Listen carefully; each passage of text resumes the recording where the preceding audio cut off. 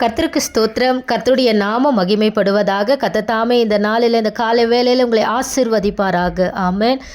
எனக்கு அருமையான தேவனுடைய பிள்ளைகளே, கர்த்தருக்கு பயந்து அவருடைய வழியிலே நடக்கும் பொழுது, அப்படி நடக்கிறவர்கள் யாரா இருந்தாலும் தேவனுடைய பார்வையில் அவர்கள் பாக்கியவான் பாக்கியவதியாய் இருக்கிறார்கள். கர்த்தருக்கு ஸ்தோத்திரம். அப்படி பயந்து நடக்கிற ஆண்டவருடைய வார்த்தைக்கு வசனத்துக்கு கீழ்ப்படிந்து தன்னை அர்ப்பணிக்கிறவருடைய கைகளின் பிரயாசத்தை அவர் ஆசிர்வதிக்கிற தேவனாய் இருக்கிறார். கையின் பிரயாசத்தை நீ சாப்பிடுவாய் என்று வேதம் நமக்கு அடையாளம் காட்டுகிறது. உனக்கு பாக்கியமும் நன்மையும் உண்டாயிருக்கும் என்று சொல்லி கர்த்தர் சொல்லி இருக்கிறார். அவர் வாக்கு கொடுத்தால் அவர் வாக்கு மாறாத தேவன். ஆமென். கர்த்தருக்கு ஸ்தோத்திரம். உன் மனைவி உன் வீட்டோரங்களில் கனித்தரும் திராட்சை கொடியை போல் இருப்பாள். உன் பிள்ளைகள் உன் பந்தியை சுற்றிலும் ஒலிவ மர கன்றுகளைப் போல் இருப்பார்கள். கர்த்தருக்கு ஸ்தோத்திரம். அப்ப யாருக்கு இந்த ஆசீர்வாதம் அப்படின்னா, கர்த்தருக்கு பயப்படுகிற மனுஷன்தான் இவ்விதமாய் ஆசீர்வதிக்கப்படுவான் என்று வேதம் நமக்கு அடையாளம் காட்டுகிறது. கர்த்தர் சியோனிலிருந்து உன்னை ஆசீர்வதிப்பார் என்று வேதம் நமக்கு அடையாளம் காட்டுகிறது.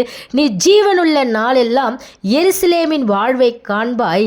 நீ உன் பிள்ளைகளின் பிள்ளைகளையும் இஸ்ரவேலுக்கு உண்டாகும் சமாதானத்தையும் காண்பாய் என்று கர்த்தர் இந்த காலை வேளையிலே உங்களை பார்த்து அவர் ஆசிர்வதிக்கிறார். கர்த்தர் உங்களை ஆசிர்வதிக்கிறார். கர்த்தர் உங்கள் குடும்பங்களை ஆசிர்வதிக்கிறார். கர்த்தர் உங்களுடைய வீட்டை ஆசிர்வதிக்கிறார். யாருக்கு இந்த ஆசீர்வாதம் என்றால், கர்த்தருக்கு பயந்து நான் தான் வழி சத்தியம் ஜீவன் என்று சொன்ன இயேசு கிறிஸ்துவினுடைய வழியிலே நடக்கும் பொழுது.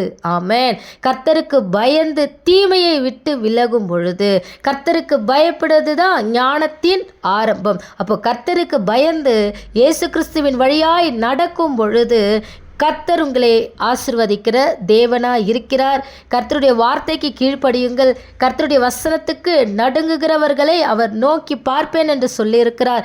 எல்லா பாவ வழிகளையும், எல்லா தீமையான காரியங்களையும், கர்த்தர் அருவருக்கிற காரியங்களும், கர்த்தர் வேண்டாம் என்று சொல்லுகிற காரியங்களையும், வாழ்க்கையில் எது தேவை எது தேவையில்லைன்னு ஆவியானவர் ஒவ்வொரு நாளும் நம் இடத்துல பேசி கொண்டு இருக்கிறாரு.